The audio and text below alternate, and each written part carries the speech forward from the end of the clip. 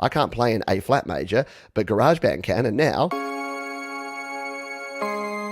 right?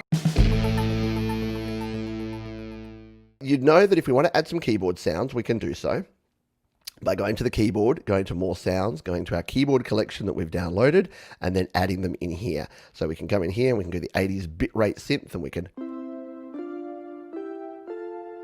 Oh, that sounds almost like Jamaican, like the... Almost sounds like a Jamaican sound. What are those steel drums? But yeah, there you go. Maybe I'll do a Jamaican track later.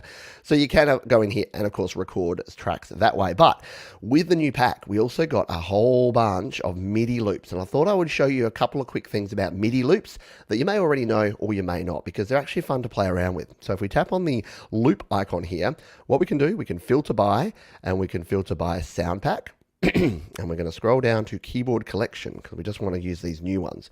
Back to filter by, back to Apple loops, and boom, we've got just these ones. So let's bring one together. What's one that I think it was the hard to find that I was having some fun with here. So we can grab this hard to find piano, and what we can do, tap it, drag it, and if you drag it onto a blank track, it will use its default instrument. So there you go. We've got that hard to find piano. It's going to sound like this.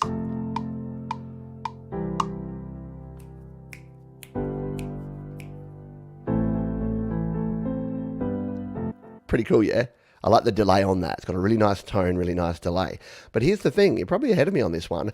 We're not limited to just this one sound and this one type of instrument. We can move this. This is just MIDI. So this is just data, ones and zeros here in our computer, in our iPad or iPhone. So all we need to do, if we want to say bring this over to our 80s bitrate synth, we just tap it, drag it on up, release it, and now we have a bit of this going on.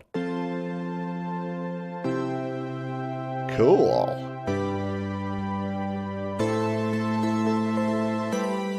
So yeah, you can move things around and put them onto different instruments. And now that we've got this piano here, what if we wanted to grab another loop, but make it something different? So let's grab a loop that's not meant for a piano. What's one that we can use? Maybe this organ sound.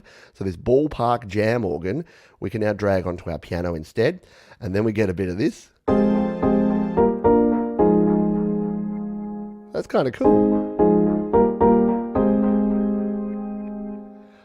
Hear those like upper harmonics that you get in some of these patches? Telling you, it's good fun.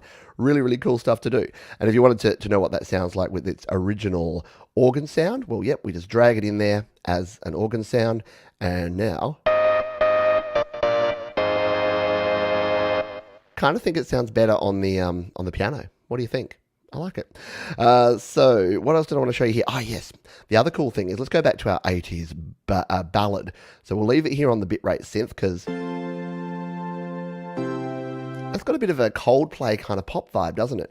The beautiful thing about MIDI is that you can edit it. So we can completely change everything about this. If we tap on this one and we go to edit, boom, we come into our piano roll editor, and it's exactly what it sounds like. It's like the old piano roll things. You can work out exactly where your different notes are if you tap them.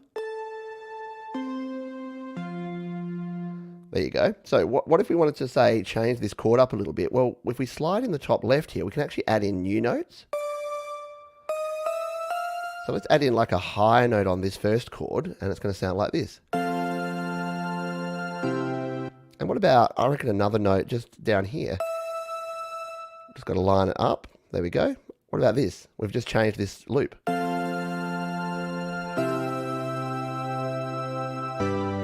And then I reckon we go up there. So, na, na, na, na. Yeah, let's just try something like that.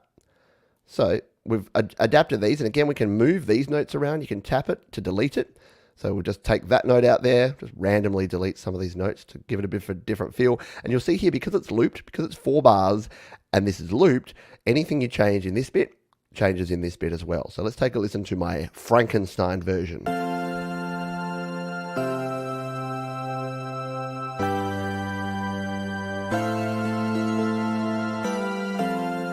So yeah, that last note is probably not necessary, right? It sounded a bit crappy there.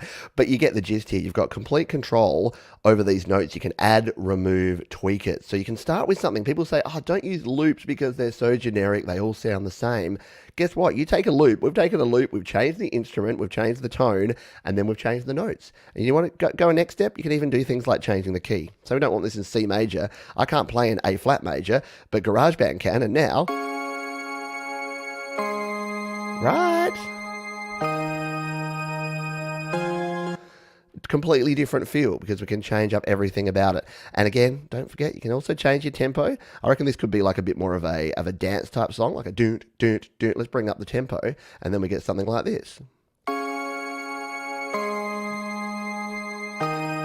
And immediately you're building out a track. So I'm thinking, oh, this has got to have some 808 over it. So let's go into that new smart drums layout that we have here.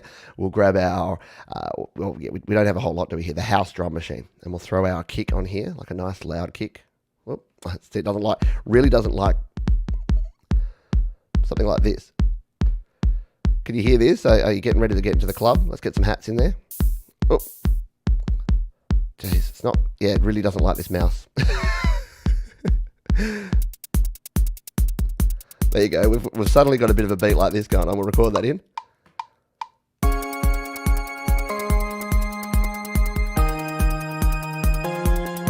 Yo, y'all ready to party? All right, we've just made a club track in about 5 minutes using these cool new loops and the smart drum. So there you go. That is the MIDI loops and the power of MIDI loops here in GarageBand. Super fun, super cool.